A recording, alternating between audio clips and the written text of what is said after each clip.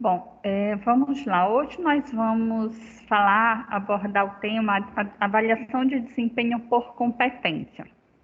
Então, é uma outra ferramenta que nos possibilita realizar ações de diagnóstico dentro da organização.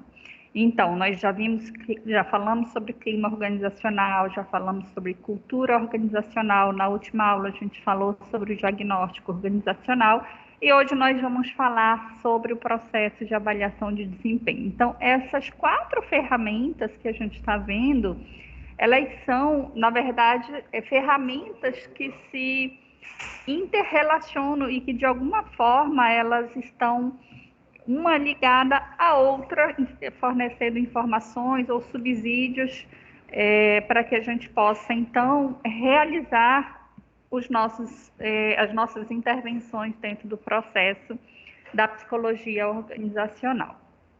Então, a gente vai compreender para que serve e o que é a avaliação de desempenho.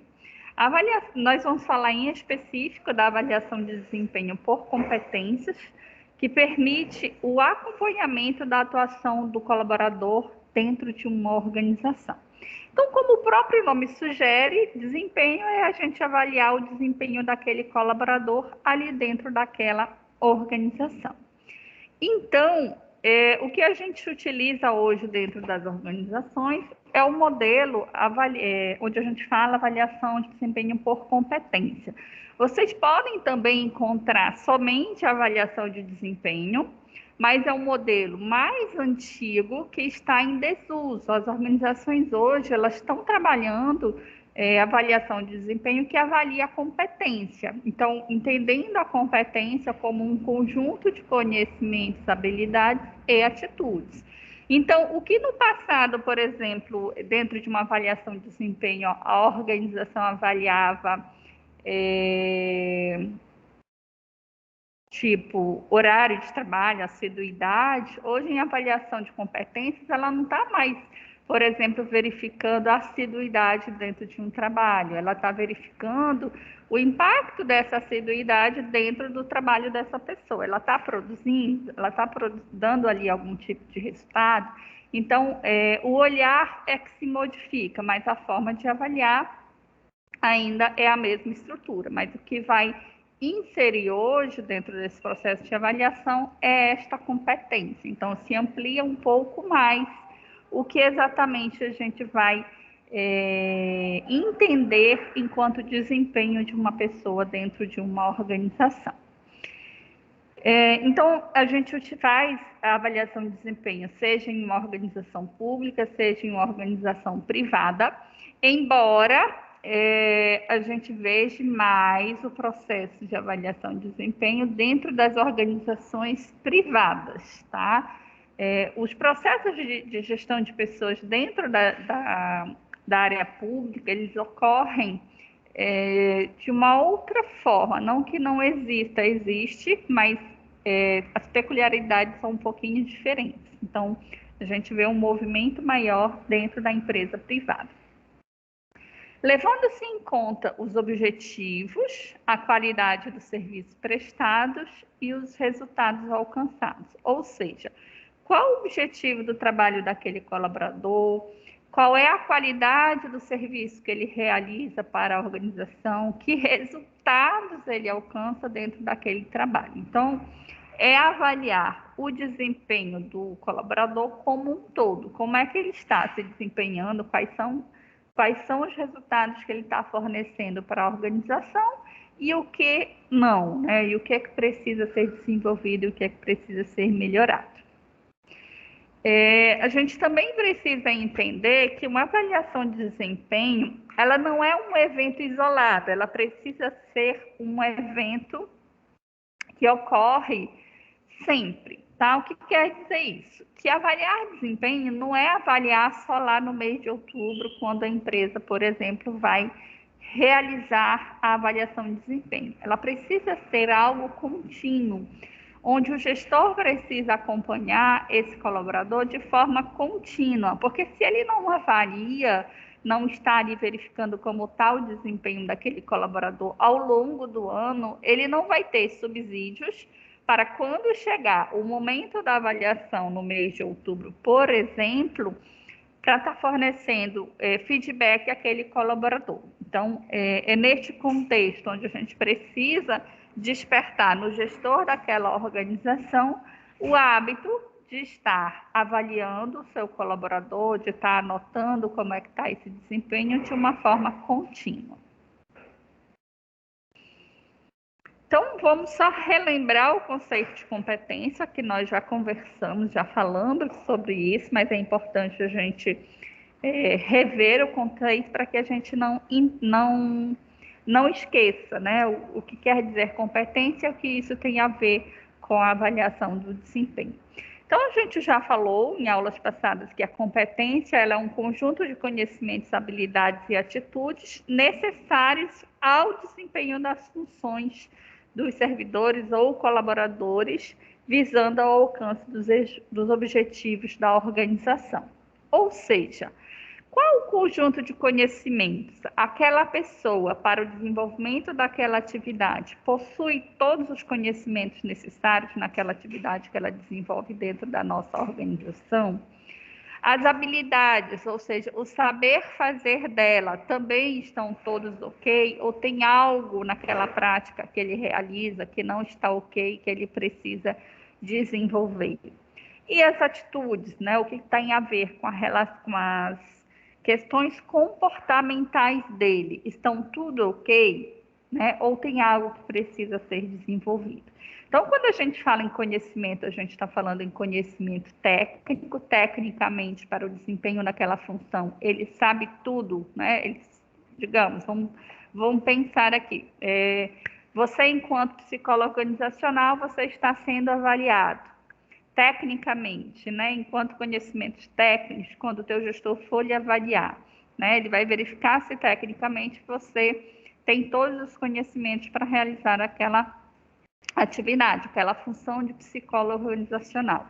Então, ele vai avaliar. Dentro daquela organização, você precisa fazer avaliação de desempenho, precisa fazer gestão de clima organizacional, né? Então, por aí vai. Então, você tem todos aqueles conhecimentos necessários ou tem algum conhecimento técnico que você precisa desenvolver ou aprofundar? Além do conhecimento técnico, na prática, você sabe fazer isso? Né? Além de ter o conhecimento e na prática você saber, você quer fazer, você tem atitude, você tem a proatividade de colocar isso em prática ou não. Então, é a gente sempre pensar nesses três conjuntos quando a gente está fazendo a avaliação de desempenho por competência. Então, a aprendizagem é o processo ou meio pelo qual se adquire a competência. Então, competência a gente adquire por meio de estudo, por meio de treinamento, e aí é quando envolve o processo de aprendizagem, né? Então, é aprendizagem, competência e desempenho. O desempenho é aquilo que a gente demonstra, é aquilo que a gente apresenta a partir do nosso processo de aprendizagem que a gente teve, ou seja, a partir da nossa competência, a gente demonstra desempenho. Se o colaborador não está apresentando desempenho, a gente vai fazer a intervenção. Mas para eu intervir, eu primeiro preciso medir, eu primeiro preciso avaliar se realmente ele não está apresentando o desempenho. E o instrumento que a gente mede, que a gente avalia, é a avaliação de desempenho para que a gente possa implantar as ações, ou seja, os planos de ação para, então, minimizar ou reduzir aquela falha daquele desempenho daquele colaborador. Quais são as dificuldades na avaliação de desempenho? Então, toda e qualquer avaliação de desempenho, ela depende muito do processo de percepção, né? Então, as medidas objetivas, elas dão, então, margem a menos erros do que as medidas subjetivas. Então, quando a gente fala em avaliação dentro de um contexto organizacional, em geral, a gente está falando de percepção, né? Então, na percepção daquele gestor, como é que está indo o desempenho, como é que está indo o trabalho daquele colaborador. Só que o viés da percepção, ele é falho, né? Nem sempre a nossa percepção exprime a realidade, ela está ali composta, né, por vários processos psicológicos que podem interferir naquele processo de análise subjetiva. Então, quando nós realizamos uma análise objetiva, a gente diminui esse viés da percepção. Então, o objetivo de colocar, através de um instrumento, uma avaliação de desempenho é justamente diminuir o viés de uma avaliação subjetiva, que é normalmente as percepções que os gestores têm a partir do colaborador, e transformar isso em dados objetivos, onde ele vai conseguir dar o retorno àquele colaborador de uma forma objetiva de como está sendo, então, o seu desempenho. Avaliar o esforço e a lealdade do colaborador é difícil, pois o julgamento está suscetível, então, às distorções e os vieses de percepção. É o que a gente acabou de colocar. Então, como que a gente avalia, quais são as competências, quais são os itens que eu vou elencar para estarem presentes dentro da minha avaliação. Então, não existe um modelo padrão, tá? Então, talvez vocês pensem, professora, me dê aí o modelo de uma avaliação de desempenho para eu aplicar dentro da minha organização. Então, não existe um modelo padrão onde a gente sai aplicando a todas as organizações. Na verdade, a gente precisa sempre montar o instrumento de acordo com a minha organização. Para a minha organização, quais são as competências essenciais? Quais são as competências que os colaboradores precisam ter? Então, a gente sempre vai alinhar esses itens, né, ou fatores a serem avaliados de acordo com a minha organização. Então, aqui eu tenho um exemplo, tá? De um modelo que eu vou mostrar para vocês, mas só para vocês já entenderem, né? Neste modelo que eu vou apresentar para vocês. Em estratégias organizacionais, em conhecimento técnico, comunicação, equilíbrio emocional, relacionamento interpessoal, tomada de decisão, administração de conflitos, eficiência e eficácia, proatividade, compromisso com os valores. Eu queria que vocês olhassem, né, para todos esses que estão aí, todos esses fatores, e tentassem me dizer quais são os conhecimentos, quais são as habilidades e quais são as atitudes a partir desses fatores que eu coloquei aí.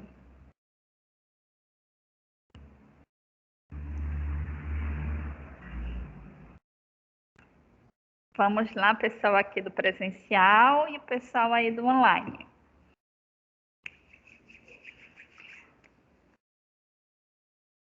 Vou dar aí 5 minutos para vocês pensarem e refletirem. Quando já souberem, me falem.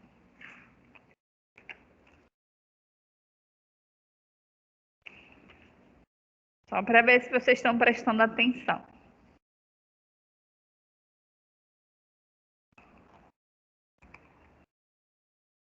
Pode repetir a pergunta, por favor, professora? Posso. Eu coloquei aí na tela alguns fatores a serem avaliados dentro de uma avaliação de desempenho. Um exemplo, tá? Não está aparecendo nada na tela. Não está aparecendo na tela? Para mim, não. Carolina e Tatiane, está aparecendo para vocês? Sim. Deve ser o teu celular, Ana Paula, tenta mudar. Está aparecendo os rabiscos. Não, tá normal. Sai e entra de novo. Tá. Foi ela que pediu para repetir ou foi vocês duas, Carolina e Tati? Fui eu, professora Tatiane. Tá, vamos lá. Então, aí na tela, Tatiane, eu coloquei alguns fatores a serem avaliados em um exemplo de uma avaliação de desempenho, tá? Eu coloquei estratégia organizacional, conhecimento técnico, comunicação, equilíbrio emocional, relacionamento interpessoal, tomada de decisão, administração de conflitos, eficiência e eficácia, proatividade, compromisso com os valores. Aí eu queria que vocês transformassem isso em conhecimento, habilidade e atitude, né? Nós falamos que competência é Conhecimento, habilidade e atitude. Olhando para aí, o que é conhecimento, o que é habilidade e o que é atitude? Acredito que a atitude é a proatividade de estar ali uma situação e ele, com a sua atitude, conseguir resolver, digamos, aquilo ali. Uhum, Ele junta a perfeito. proatividade com a... Esqueci o que eu estava falando, mas enfim. Atitude. Isso aí mesmo. Certo. Qual é o outro? Habilidade e conhecimento. Habilidade. O conhecimento é o conhecimento técnico e conhecimento técnico. Uhum. Ok. Qual é o outro? Habilidade. A habilidade, eficiência e eficácia. Uhum. Certo. Vamos já avaliar. Dentro de atitude, tem mais alguma coisa? Ah, Comunicação. Compromisso com os valores. Uhum. Com os valores. O que mais? Mais alguma coisa? Comunicação. Comunicação. eficiência e eficácia. Já coloquei essa. Tá. Ana Paula, você acha que é atitude ou habilidade? O quê? Esse que você acabou de falar. Eficiência e eficácia. Atitude é o quê? Habilidade. Tá. Perfeito. Vou ouvir agora o pessoal aqui do presencial. E aí? Conseguiram?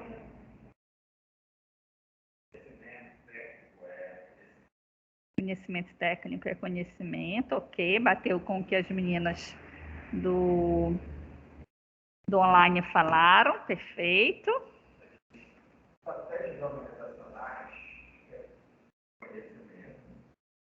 Estratégias organizacionais, conhecimento, perfeito.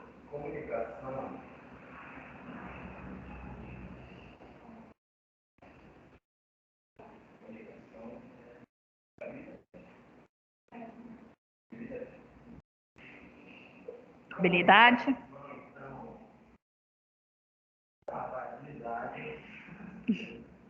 Comunicação, habilidade.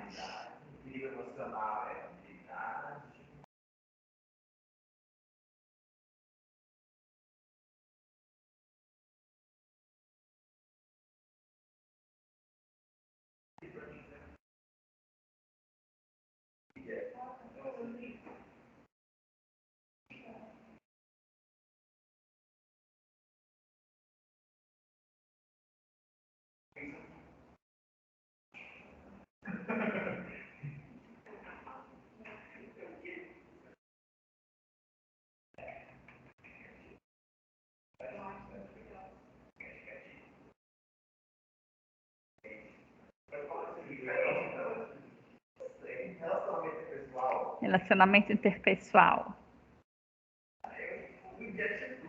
Atitude, ok. Tomada de decisão. Atitude.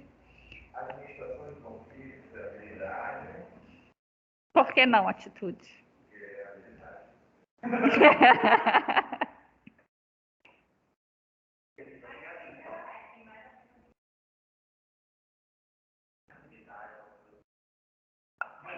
Habilidade é quando nós sabemos fazer, né?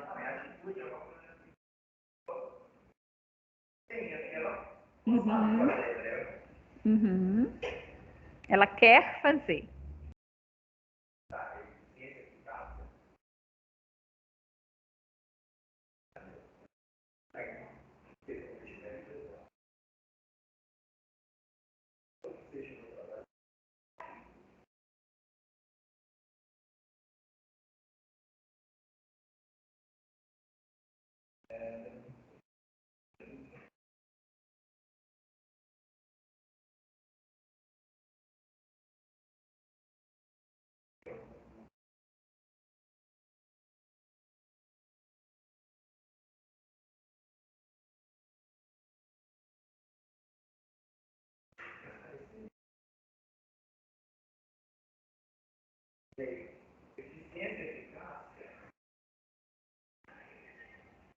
Bota o nome?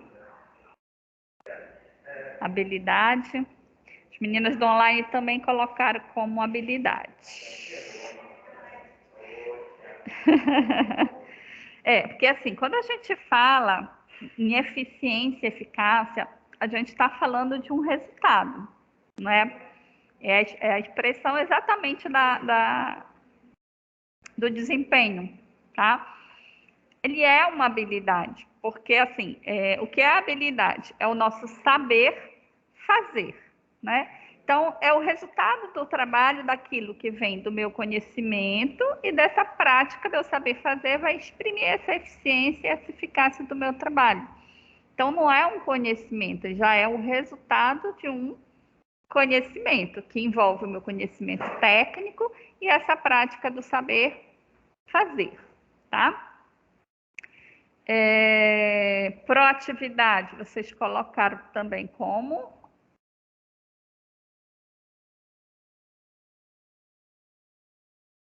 As meninas do online colocaram como atitude a proatividade.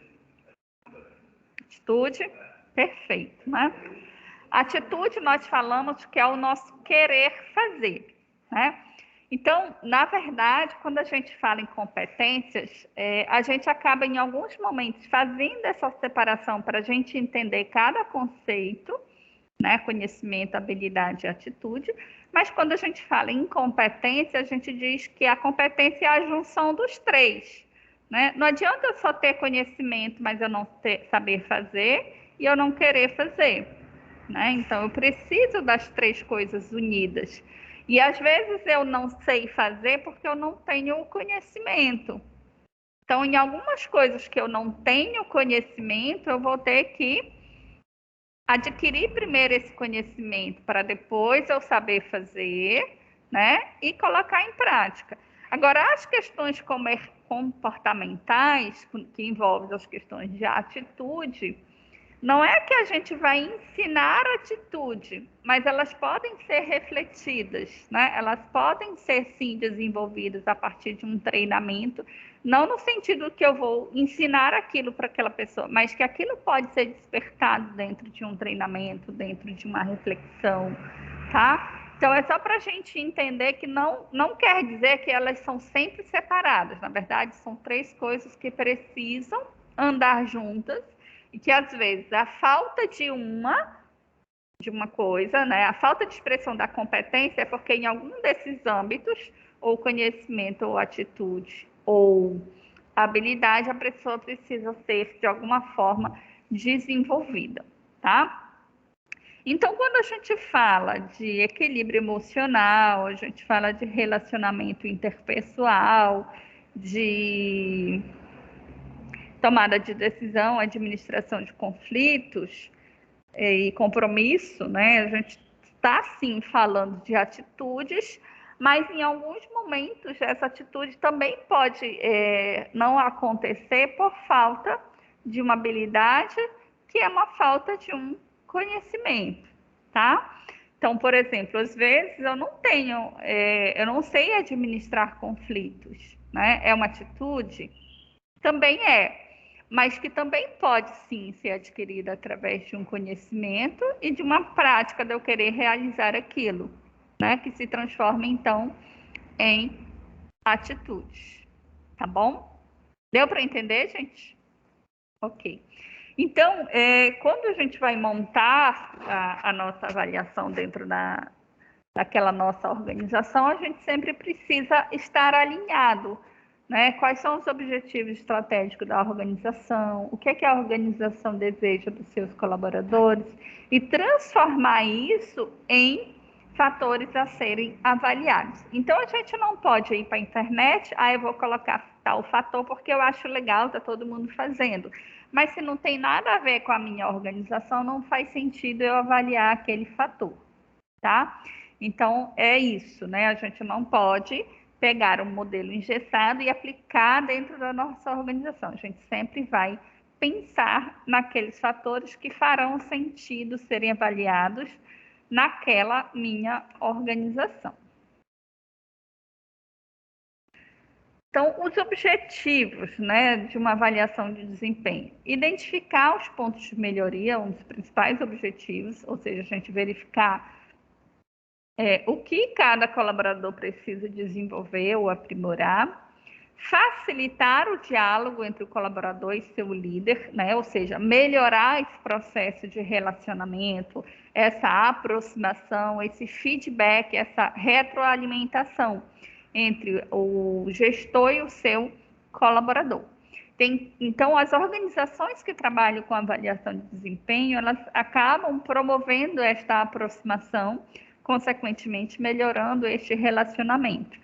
Então, as organizações que não trabalham com isso, né, elas têm muita dificuldade nesse relacionamento de gestão, justamente porque os líderes, em geral, não têm esse compromisso de estarem dando feedback, de estarem sinalizando para o colaborador que ele precisa melhorar, ou dando reconhecimento, elogiando naquilo que ele faz bem.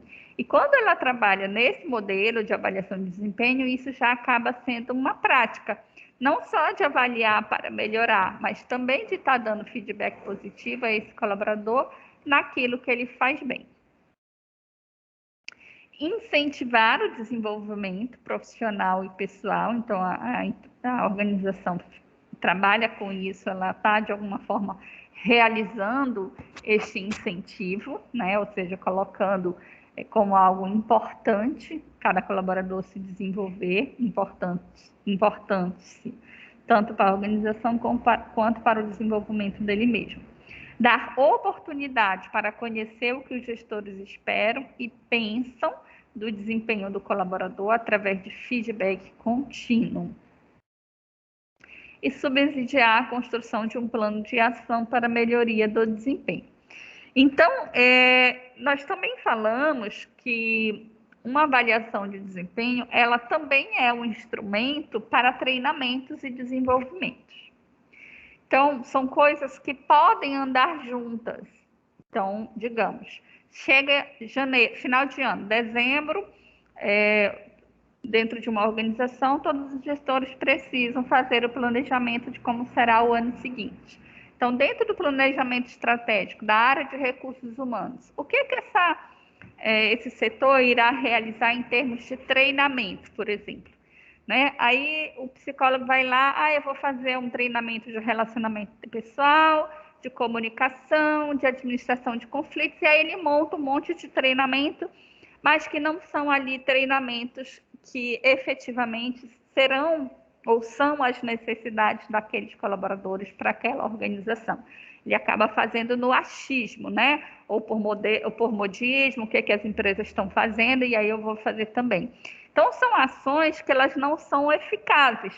São ações que vão demandar custo, vão demandar tempo, e a empresa poderá continuar com os mesmos problemas que ela vem apresentando. Daí, quando a gente faz isso através de um instrumento de avaliação, a gente vai ter dados efetivos de quais são as reais necessidades daquela organização, daqueles colaboradores, quais são os reais treinamentos que a organização precisa. Então, a gente pode realizar isso através de duas formas, através de um modelo de levantamento de necessidades de treinamentos, que a gente vai ver isso na aula que a gente for fazer de treinamento e desenvolvimento, mas também podemos fazer isso a partir de um processo de avaliação de desempenho. Porque no processo de avaliação de desempenho, a gente vai levantar dados, vai levantar informações de coisas que a gente vai precisar desenvolver no colaborador, ou seja, de levantamento de treinamentos também. Então, aqui também poderá ser algo que a gente utilize dentro de um processo de treinamento, ok? E daí a gente pensa exatamente naqueles treinamentos que são necessidades reais. Benefícios para a organização. Tomada de decisão gerencial sobre as necessidades de treinamento e desenvolvimento. Para o colaborador, promover autoconhecimento e reflexão sobre o seu desenvolvimento profissional a partir do feedback ali do seu desempenho que o seu gestor irá fornecer. A Além disso, né, outro benefício que a gente pode pensar é uma forma de incentivo, tá?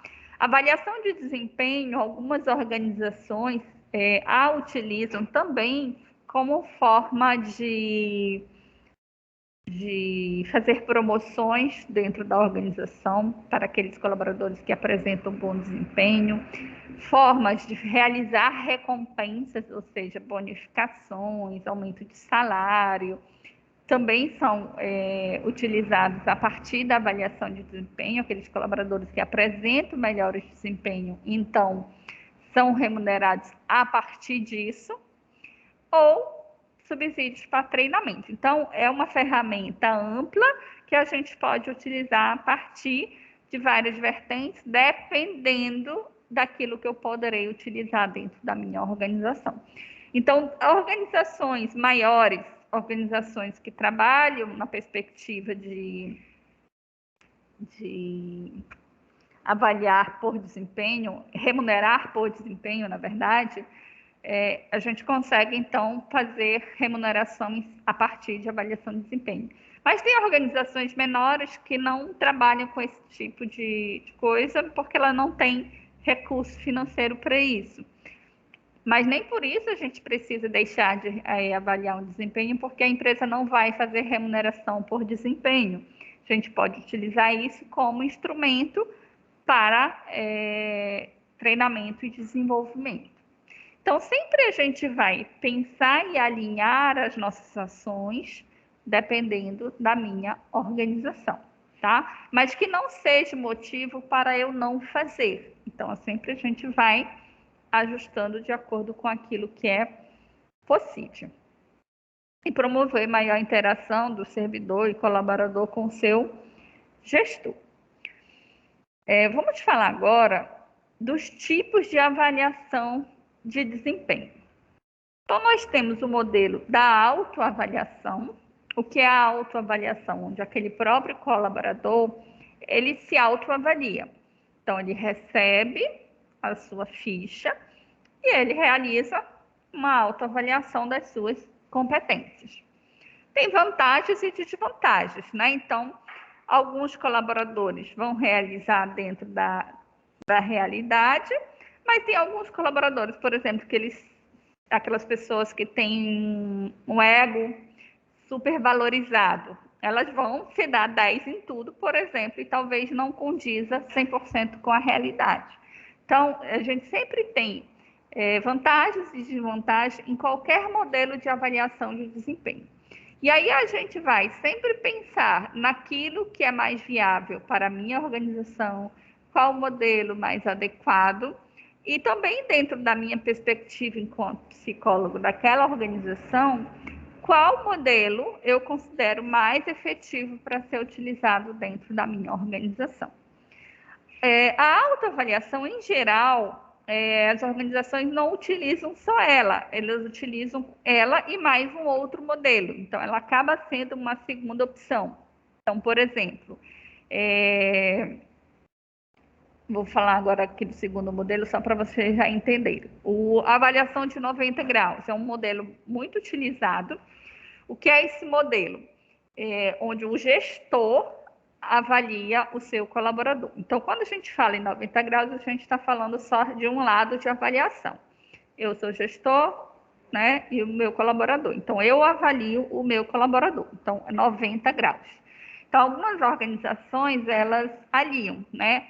A pessoa faz a autoavaliação, o gestor avalia e depois eles vão cruzar as informações. Né? Eles vão sentar no dia ali do feedback e aí o gestor vai olhar para a autoavaliação do colaborador e ele também vai apresentar a avaliação que ele fez ao seu colaborador e juntos eles vão conversar, item por item, e fazer um consenso daquela avaliação.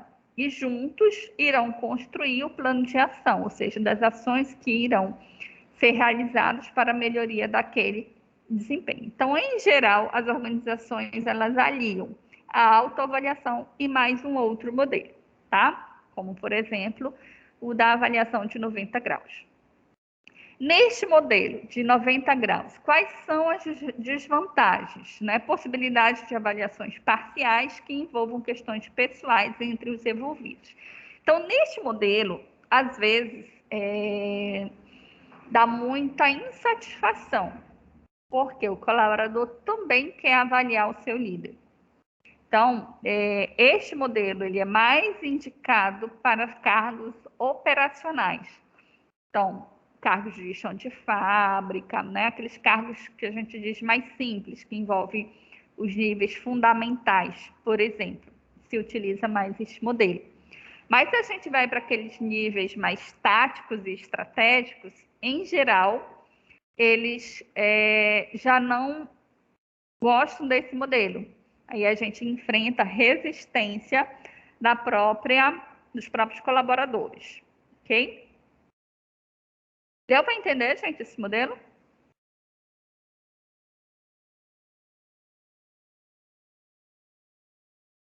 (180). Este aqui é um modelo onde o colaborador avalia o seu gestor e o seu gestor avalia o seu colaborador. Então, 180, os dois lados. Então, eles se avaliam mutuamente. Então, esse aqui já é um modelo mais utilizado para os níveis estratégico e tático, tá? Ele tem uma melhor aceitação, porque ele será avaliado, mas também poderá avaliar o seu próprio gestor, ok?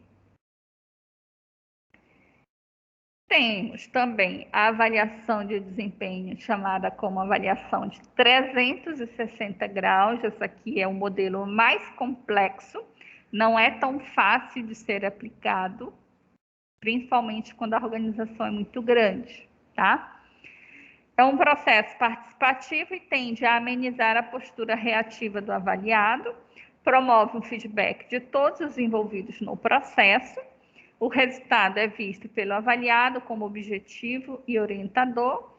Estão envolvidos o gestor, o avaliado, os pares, os clientes e os fornecedores. Então, quando a gente fala em 360, a gente já está falando em quê? Em todos os lados. Então, o gestor avalia o colaborador, o seu colega de trabalho avalia aquele colaborador, os fornecedores que trabalham com aquele colaborador o avaliam, os clientes que trabalham com aquele colaborador o avaliam e ele avalia os clientes, o seu colega, né? Ou seja, todo mundo avalia todo mundo, tá? Mas aí é um modelo que, dependendo da quantidade de colaboradores, ela fica assim bastante extensa, tá? Na prática, né, nos locais onde eu passei, né, eu vi mais o 90 graus e o 180, tá? Esse de 360, na prática, não vi muitas empresas realmente realizando este modelo, tá? A desvantagem requer a integração de todos os envolvidos no processo, o que nem sempre é possível, né? Então, o que eu falei da questão aí do tamanho da organização.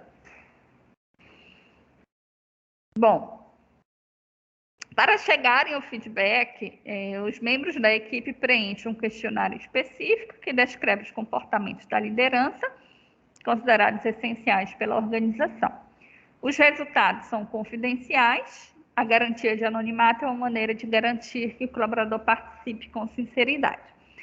Então, de que forma que a gente realiza uma avaliação de desempenho? A gente pode utilizar através de um questionário físico, no papel, onde o colaborador recebe, o gestor recebe e depois junta o material. É um processo operacional, né, que vai demandar bastante tempo, vai envolver muito papel e vai envolver bastante tempo. Mas muitas organizações ainda trabalham dessa forma, tá?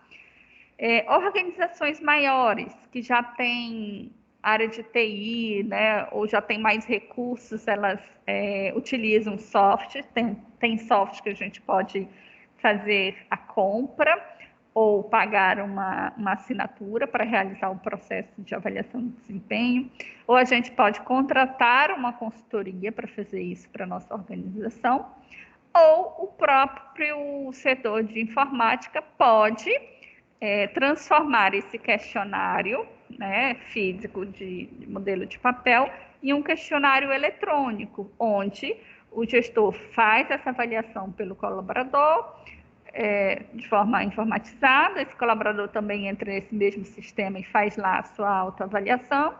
O próprio sistema cruza as informações das duas avaliações e na reunião de feedback eles fazem o alinhamento e a conversa de cada item, dando feedback ali, tá? Então, existe aí diversas possibilidades. Se a minha organização não tem recursos financeiros, a gente faz isso de uma forma de papel. Se ela tem recursos, a gente utiliza o formato informatizado. Isso que já falei. Tá, eu coloquei aqui algumas responsabilidades, né? Então, quem vai fazer o que dentro de um processo de avaliação? Então, o gestor, ele é uma figura super importante no processo de avaliação. Ele vai avaliar as competências de cada colaborador da sua equipe, né? Então, aí envolvendo conhecimento, atitude e habilidade de cada colaborador. Então, para isso, ele precisa, ao longo do ano, ter observado, ter acompanhado realmente como foi o desempenho da sua equipe, para que ele consiga transformar essa avaliação no momento do feedback numa avaliação consistente, com informações, com exemplos dos comportamentos que foram ali avaliados. Identifica os que necessitam de aperfeiçoamento, então identifica quais são as competências que precisam se aperfeiçoar, propõe em conjunto com o colaborador as ações objetivando a melhoria, então o próprio gestor ele precisa propor, né? Então, eu verifico que a competência que você precisa desenvolver é esta, como sugestão para melhoria dessa competência, a minha sugestão é tal coisa. Nem sempre a sugestão de uma melhoria é somente um treinamento. Às vezes pode ser uma leitura, uma reunião, um próprio feedback, treinamentos ou cursos de outras formas, como fazer uma graduação, uma pós-graduação e por aí vai. Dá e recebe o feedback, melhorando ali a comunicação, busca o consenso, né? Então, o consenso é sempre muito importante. Então, aquilo que o gestor avaliar, aquele colaborador, ele precisa concordar com aquele item, senão a comunicação está falha ali de alguma forma. Então, às vezes, eu tenho uma percepção e no momento do consenso, o meu colaborador ele consegue me dar uma outra visão. Então, isso também é possível e importante o gestor ter essa flexibilidade, né? Ele não indo ali como dono da razão e inflexível para ouvir o que o seu colaborador tem a dizer também. E prepara o plano de melhoria, né? Ou seja, monta, né, o que precisa ser feito para aquele colaborador ali. Colaborador realiza a autoavaliação, se assim for, né, se tiver este item naquela organização, conhece a expectativa do seu gestor, avalia seus pontos fortes e de melhoria, busca o consenso com o gestor e prepara o plano de ação junto com o seu gestor. E a área de gestão de pessoas, qual é o papel? Coordena o processo. Então, a gente da área de gestão de pessoas, a gente não vai avaliar o colaborador, mas eu vou montar o formulário, seja um formulário físico, seja um formulário eletrônico, é eu que vou organizar o período dessas avaliações, sou eu que vou orientar, instrumentalizar esses gestores para realizar essa avaliação, sou eu, enquanto gestor de pessoas, que vou ensinar esse gestor a como fazer um feedback, né, como aquele feedback pode ser possível. Então, a gente treina os avaliadores, orienta os colaboradores e gestores, tirando dúvidas, e realiza a análise dos resultados, ou seja, a análise final de todo o processo, a gente vai precisar analisar. Coordena, executa e acompanha as ações de melhoria. Então, o plano de ação de cada colaborador, quem vai colocar em ação é a área de gestão de pessoas, né? Ela que vai coordenar o processo. Onde serão realizados esses treinamentos? como serão realizados? Vamos trazer a organização de fora, a própria gestão de pessoas vai realizar os treinamentos, são algumas áreas que vão, então a gente vai montar logisticamente como isso será realizado. Acompanhe os resultados das ações implementadas e gera o plano anual de capacitação, tá? Se assim for a perspectiva da organização, um viés para treinamento. Se for um viés para remuneração por competência, a gente vai montar o plano de remuneração por competência a partir dessa avaliação, ok? Então, ao avaliar, faça em um momento tranquilo, sem interrupções, não tenha pressa. Então, essa é uma orientação que a gente precisa passar ao gestor, quando ele for fazer a avaliação, ele reservar um momento só para avaliar, não fazer isso no meio do seu trabalho, porque aí ele não vai conseguir dar atenção para aquele colaborador, ele não vai conseguir se concentrar, ok? Vamos falar um pouquinho de consenso, para vocês entenderem o que é o consenso e de como vocês podem orientar os gestores para o consenso. Então, todos os passos que os gestores precisam saber, né? Como fazer um consenso, como fazer um feedback, tudo isso a gente vai comentar aqui para vocês entenderem o que é, para que vocês também possam, no momento de instrumentalizar um gestor, vocês saibam fazer isso, ok? Então, o consenso se estabelece quando duas ou mais pessoas chegam a um ponto em comum de decisão. É necessário que todos entrem num acordo sobre o que está sendo discutido. Então, para isso, entra o poder de argumentação. Então, tanto o gestor precisa argumentar, expor os seus motivos, pelo que ele está dando tal nota naquele item ali para aquele colaborador, né? Então, não é só dar nota, estou te dando 5. Pelo que é esse 5? Olha, por isso, né? Então, apresentar os comportamentos que confirmam esta minha avaliação. Não ser uma avaliação ali no achismo, porque se for uma avaliação no achismo, vem a defensiva daquele colaborador, então precisa ser algo realmente consistente.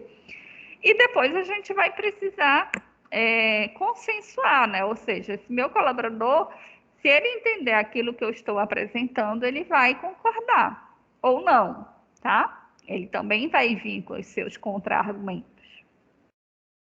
Deve ser construtivo, pois ele agrega a opinião dos dois lados.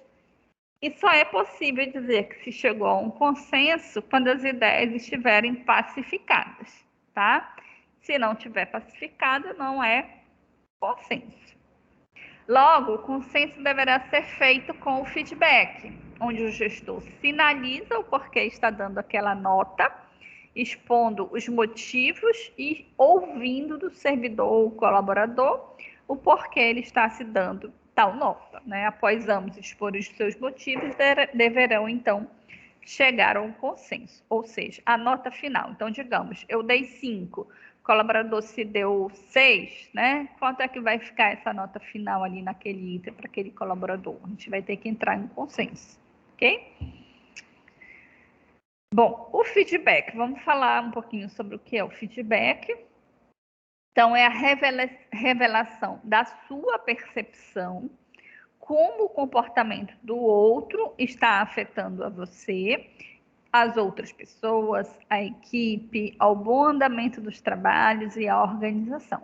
Então, o feedback, nós vamos expor os motivos, né? O que eu estou percebendo, o que eu estou vendo sobre os teus comportamentos e de que forma esses comportamentos estão afetando a você mesmo, a equipe que você trabalha, a organização como um todo. Como eu vou fazer isso? Expondo os exemplos, né? O que eu tenho observado. Então, eu coloco tanto as situações que ocorreram, sinalizando ali os comportamentos, quanto os impactos que isso estão tendo ali dentro de um trabalho, ok? Então, digamos, eu percebo que aquele meu colaborador ali, ele é desorganizado, né? Ele não tem muita organização no trabalho. Então, para eu dar um feedback para ele, eu não posso dizer, você é muito desorganizado quando você realiza o seu trabalho. Quando eu faço isso, eu estou fazendo uma generalização, né? E daí a pessoa pode vir na defensiva.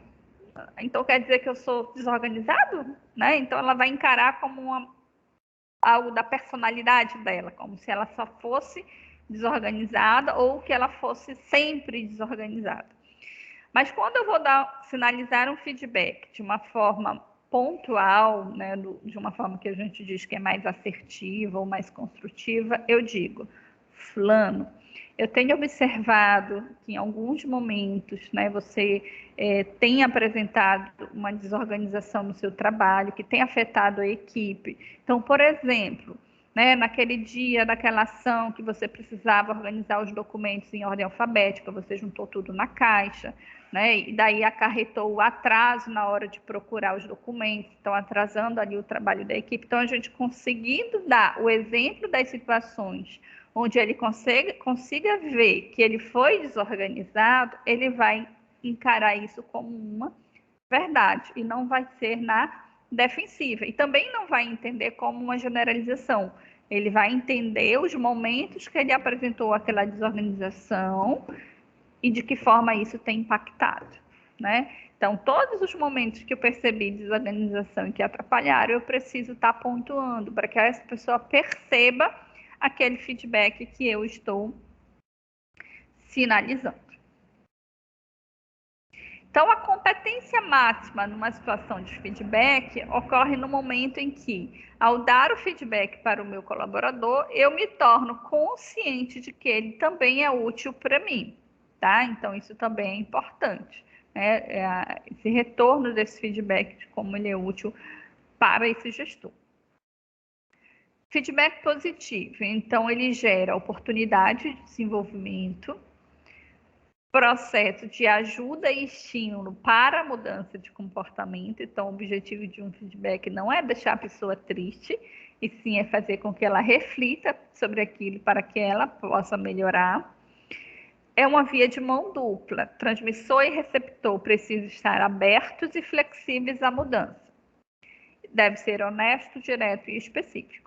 Né? Então, honesto, direto e específico é justamente dando o exemplo e dizendo quais foram as situações especificamente, para não virar uma generalização. E o feedback negativo, né? De quando ele, então, é dado de uma forma inadequada. Ele é vago, ele é evasivo, ele é hostil, né? Então, ele implica numa crítica da pessoa e não numa finalização de um comportamento inadequado.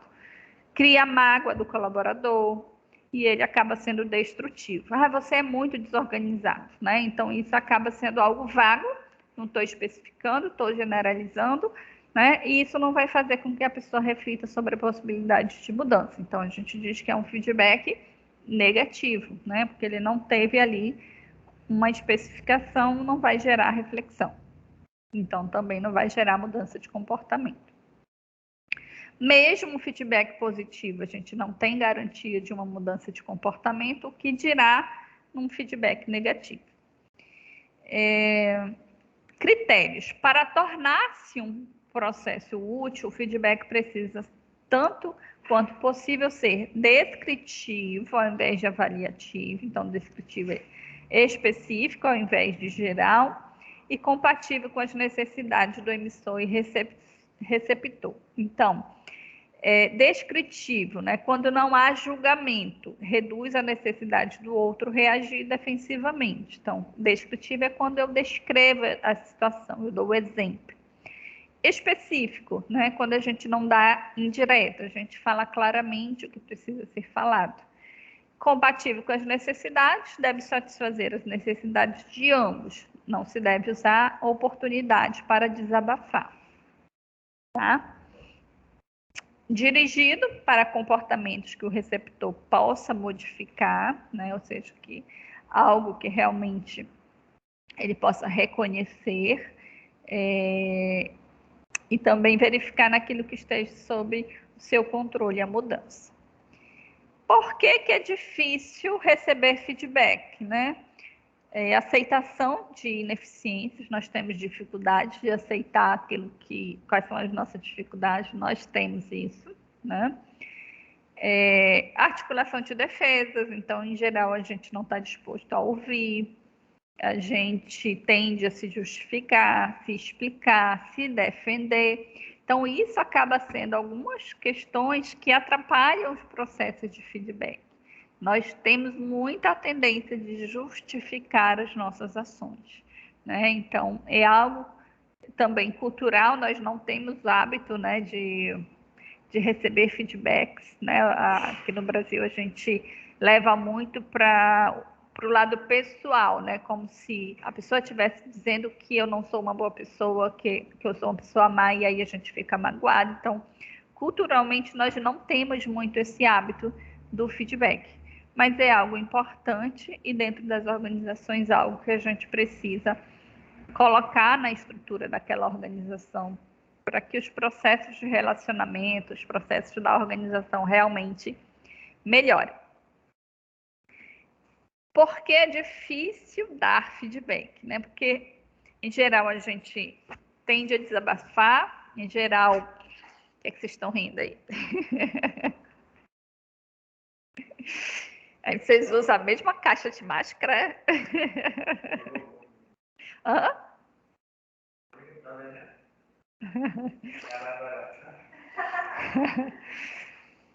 Reações do outro, resistência e pressão. Nossa postura, né? Então, quando a gente for dar um feedback, seja você enquanto gestor de pessoas ou quando você for orientar o gestor da sua organização, dizer para ele agir de maneira cordial, né? Ou seja, ir para aquele momento desarmado, ir como algo não para... Como é que eu posso dizer? Com ar de superioridade, que eu estou indo ali para punir, né? Não, a gente está indo ali com o objetivo de melhoria, não é para punir, não é para constranger aquele colaborador. Então, usar da simpatia, usar da cordialidade ali no momento é super importante para que a gente possa construir um bom rapport. Use um tom de voz adequado, né? Ou seja, um tom de voz que acolha e não um tom de voz áspero. Coloque-se no lugar do outro, né? Então é importante que a gente tenha empatia, sensibilidade ali com aquele colaborador. Transmita segurança, tá? Ou seja, mostre ao colaborador o quanto aquele feedback pode ser útil, pode ser importante, não só para ele, mas para a organização. Dê exemplos, certifique-se de que o colaborador está compreendendo aquilo que você está dizendo. Tá? E esclareça as dúvidas, né? Então, ir num processo de ir perguntando, né? Verificar se o colaborador tem dúvida, se ele tem pergunta, transformar aquilo num diálogo e não em algo que vai ser jogado. Preparando-se para o processo de feedback. Então, antes de dar o feedback, questione sobre o tipo de reação que você deseja provocar na pessoa, né? Ou seja, o que eu quero que o meu colaborador reflita. Então, é importante que a gente anote para a gente não esquecer, a gente se prepare, né? Então, vou dar o feedback ali para o Anderson, né? Então, eu faço as minhas anotações, monto um roteiro para o momento ali eu não esquecer e ficar uma coisa vaga, né? Então, eu vou com o meu roteirinho, aquele colaborador vai sentir o quê? Olha, meu gestor se preparou para dar o feedback para mim. Então, ele vai encarar aquilo como algo organizado, né? E não algo que foi feito ali de qualquer forma, de qualquer maneira. Justificativas e não aceitação. Prepare-se para lidar com elas, tá? Então, vai vir colaborador que não vai aceitar, vai se justificar e a gente vai ter que ter uma habilidade de ouvir e de também intervir nesses momentos que são comuns.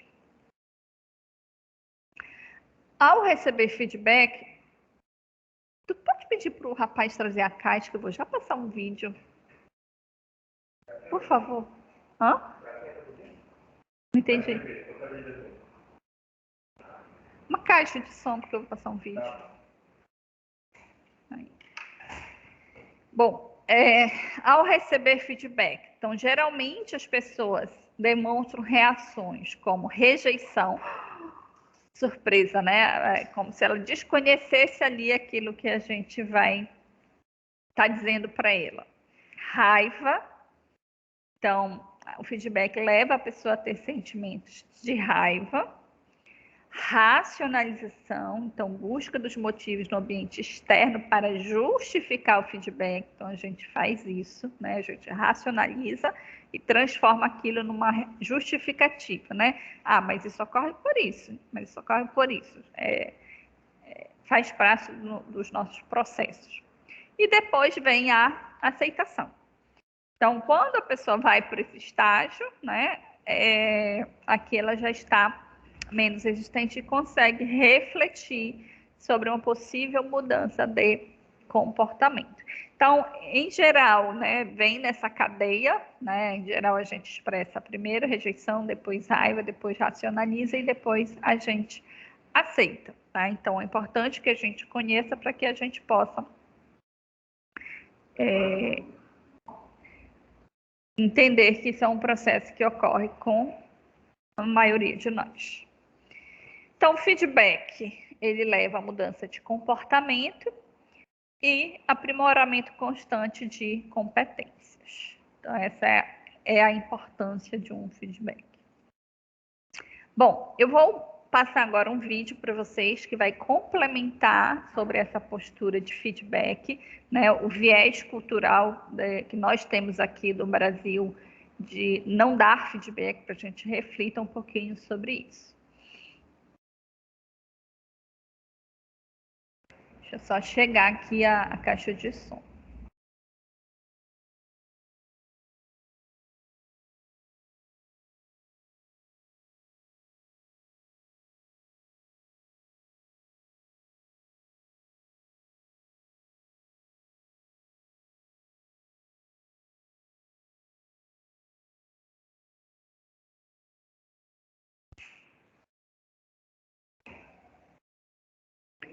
Bom dia.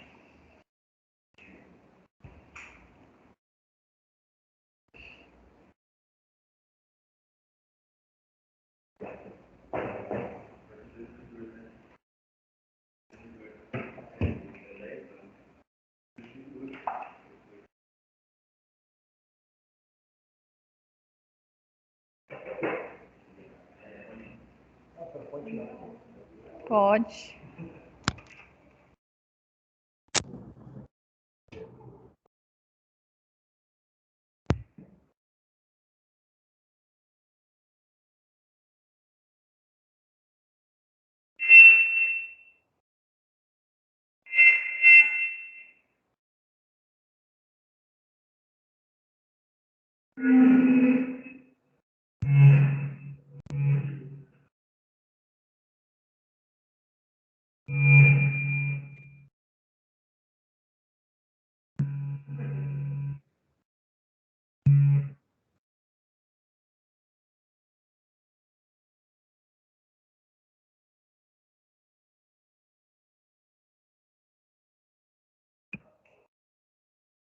Estamos testando ainda a caixa aqui, tá, gente? Aí, como é que tá saindo?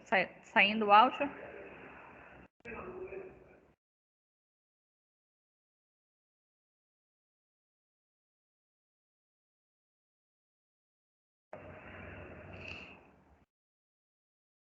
Aí, acho que eu falando, mas eu vou, né?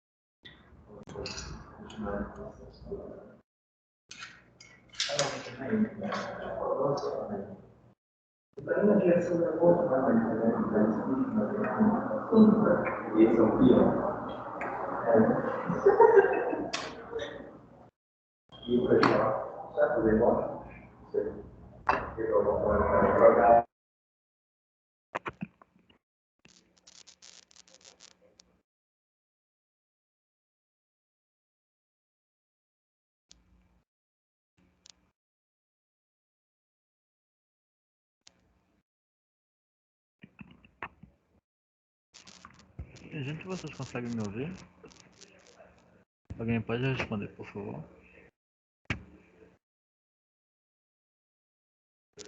Oi, oi, oi, oi.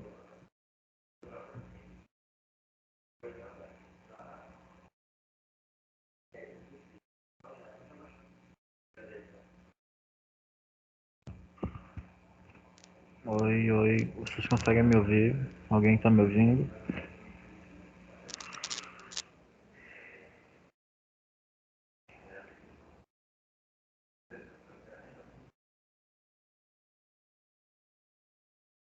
Tô ouvindo.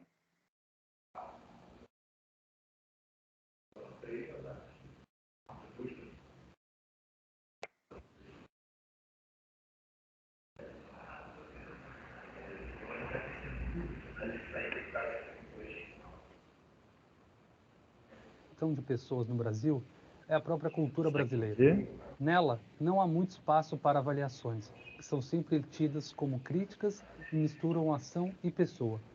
Como lidar com o feedback frente a este aspecto? Vocês conseguem ouvir isso?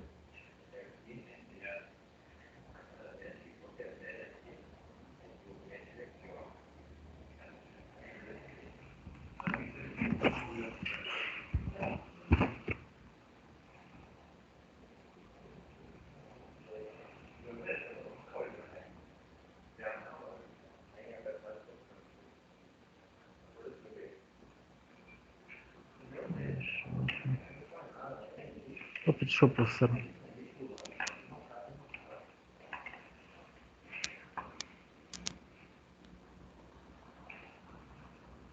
Gente, vocês conseguem me ouvir? Vocês estão conseguindo me ouvir bem?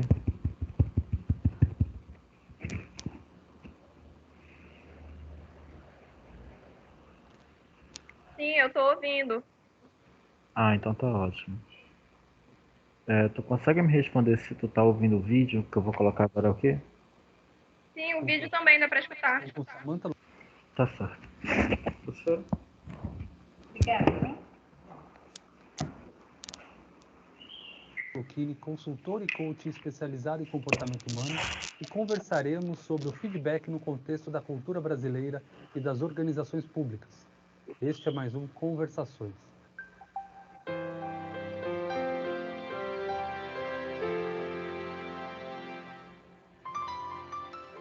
Samantha, muitas vezes o feedback ele não é bem aceito, a gente já até falou um pouquinho a respeito disso, e eu, como formação em ciência social, atribuo um pouco isso aos aspectos culturais do brasileiro.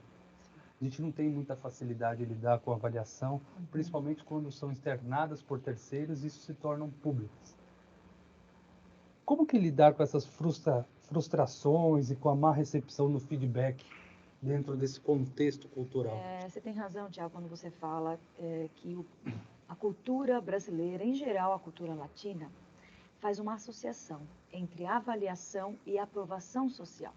Então, se eu sou avaliado, eu estou colocando em xeque a minha aprovação social, diferentemente do povo alemão, por exemplo. Eu já tive uma larga experiência trabalhando com alemães e, para eles, a avaliação não se conversa com a aprovação social. Eu receber um feedback negativo de alguém não me desqualifica para a minha interação social geral. Por aqui, a gente não vê essa separação. As pessoas normalmente colocam no mesmo patamar uma avaliação negativa, principalmente, com a minha aprovação social. Inclusive, há pouco tempo eu vi uma publicação dizendo que o Brasil é o primeiro lugar no mundo onde mais se leva conflito do trabalho para a esfera pessoal. O maior número de pessoas que levam os conflitos do trabalho para a esfera pessoal acontece aqui. Então, quando eu digo que o gestor ele tem que ir além da apreensão de uma técnica, porque eu posso ir lá e aprender uma técnica, como é que as 10 dimensões de um bom feedback funcionarem direitinho. Mas antes de eu usar essa técnica, eu tenho que fazer essa consideração. A minha técnica vai ser aplicada para um público que normalmente é resistente às avaliações. É desconfortável para as pessoas estarem sendo avaliadas. Então, isso já cria uma primeira barreira, que o gestor vai ter que transpor antes mesmo de aplicar a técnica. É a questão da fé genuína nas pessoas, o compromisso de fazer aquela pessoa melhorar, contando inclusive com esse viés cultural.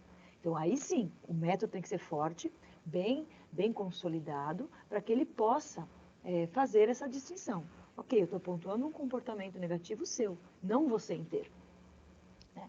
Porque as pessoas vão fazer essa conexão. Falar, olha, não gosta de mim. Ele está me chamando para me dar um feedback negativo, quer corrigir o tempo todo, é porque ele não gosta de mim. Ele me persegue. Tem outros dois elementos que eu gosto de trazer quando a gente está nessa discussão da cultura brasileira e feedback, processo de avaliação. Um deles e a gente já abordou isso de forma um pouco rápida, que é quando eu, gestor, vou passar o feedback para você que trabalha comigo e eu enfeito tanto a questão de um feedback corretivo que a pessoa sai atordoada e não sabe se aquilo foi um elogio ou se aquilo foi de fato corretivo. E é uma dificuldade que nós gestores temos, porque a gente, como nós, você bem colocou, somos latinos, o afeto é muito forte entre nós. Então a gente tem uma dificuldade em quebrar essas relações de afeto. Como que você vê isso no processo de feedback dentro das organizações? O que deve ser tomado de cuidado para que isso não ocorra? Eu acho que o primeiro cuidado é aquele. A pessoa, ela é muito mais do que um evento específico que ela fez ou que ela apresentou, né? Então, se o gestor tratar isso desde o princípio desta maneira, falar, olha, você tem uma série de coisas boas que eu valorizo, que eu escolhi, por exemplo, quando um gestor admite uma pessoa, ele está admitindo por uma série de competências que ela tem e que ela vai disponibilizar no trabalho. Então, eu sei que você tem um monte de coisa boa. E isso é bom para a minha equipe, isso ajuda o nosso resultado a aparecer, isso qualifica o nosso trabalho. Porém, tem um ponto aqui, no meio de todas essas, que a gente precisa tratar, né? Então, pega esse ponto e trata ele em separado. Porque assim, não que isso vai ser bem entendido, Tiago, logo de cara. Porque, de novo, o nosso viés cultural, o nosso processo de socialização aconteceu com pauta no afeto, né? Para nós é importante sermos bem aceitos socialmente. Então, isso não vai logo de cara trazer a pessoa para o nosso lado. Mas isso é um processo disciplinador. As pessoas precisam, da mesma forma que um gestor precisa se acostumar com o feedback quanto ao fornecimento, as pessoas precisam se acostumar quanto ao feedback no recebimento. Eu tenho que me acostumar com essas pílulas diárias de correção que o meu gestor me dá. É só que eu só vou me acostumar se ele começar a fazer. Né? Aquela coisa, alguém tem que começar. E a gente coloca essa expectativa no gestor. E na sua experiência, acha que esses aspectos culturais normalmente são observados ou simplesmente ignorados? Olha, eu não gosto de ser muito extremista, mas eu acho que ainda falta um bom pedaço. Porque os gestores entendem pouco de gente. Isso não nos desqualifica, não nos coloca para baixo, mas, como eu disse anteriormente, a empresa, ela promove um gestor. O primeiro cargo de liderança que alguém recebe, ele vem baseado no desempenho técnico, no quão especialista aquela pessoa é e na quantidade de resultado positivo que ela proporcionou para a empresa. Então, isso, como uma forma de reconhecimento, se coloca uma posição de liderança. Só que para você liderar eficazmente, não é a competência técnica que sustenta, é a competência humana, é o comportamento. E os nossos líderes hoje sabem pouco de comportamento, porque eles passaram uma vida inteira estudando técnica, né? Estudando a sua área de domínio.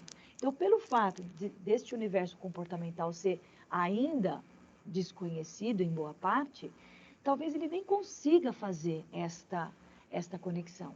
E outra variável para a gente pensar aí, a maneira como eu recebo o feedback vai determinar a maneira como eu forneço. Por exemplo, se aquele gestor tem dificuldade para receber feedback do chefe dele, como você acha que ele vai passar feedback para a equipe dele?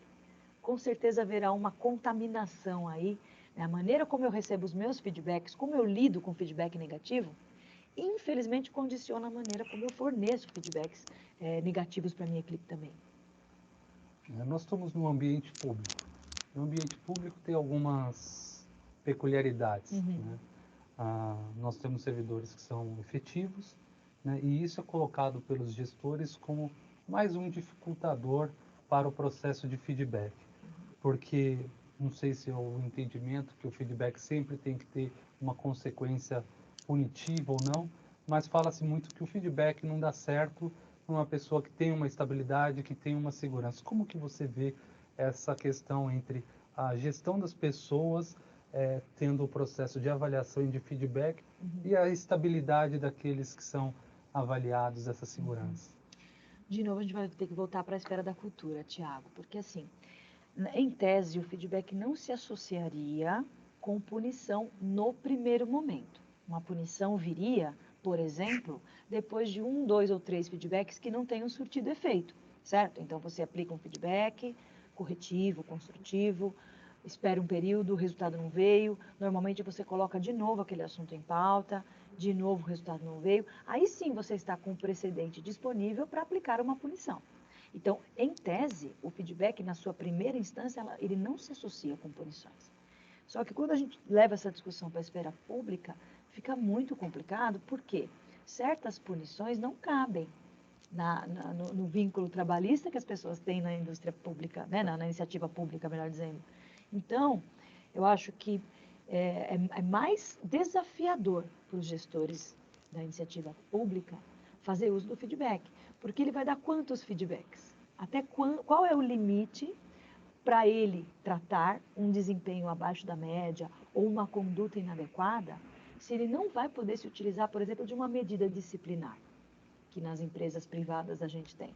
Existe lá uma sequência disciplinar que começa por um feedback, né? Que se não surtir o efeito, o líder tem na mão dele essa ferramenta. Agora, na iniciativa pública, o desafio é um pouco maior, porque a pessoa sabe que ela não é alvo de algo mais severo.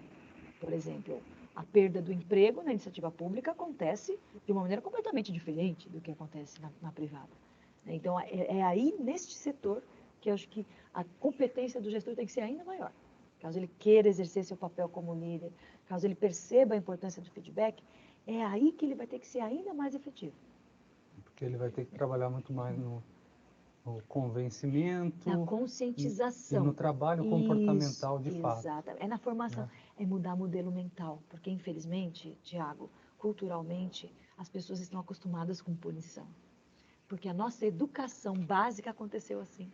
Então as pessoas até esperam uma punição, elas reclamam que a punição vem, sim, mas num certo ponto elas esperam, porque é o nosso sistema original. E quando não tem, reclama que é impunidade. Exatamente. Então o desafio é um pouco maior. Muito obrigado, Samantha. De nada. Na próxima semana continuaremos a série Conversações sobre Feedback. Bom, em companhia então, de Samantha Lucchini, consultora e coach.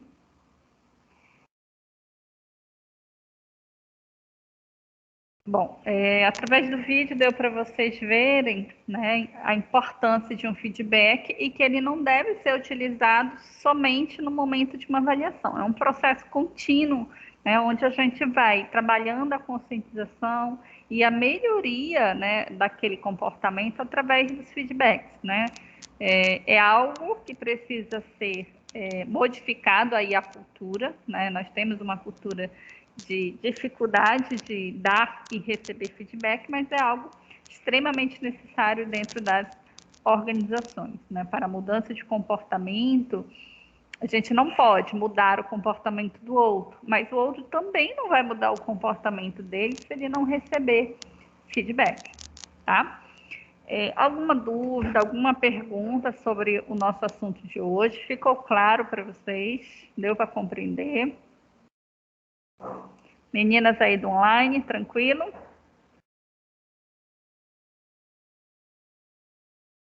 Eu acho que elas não estão me ouvindo. Então, tchau, gente. Professora. Ah, tudo bem. Perfeito. É que aqui chega um pouco depois.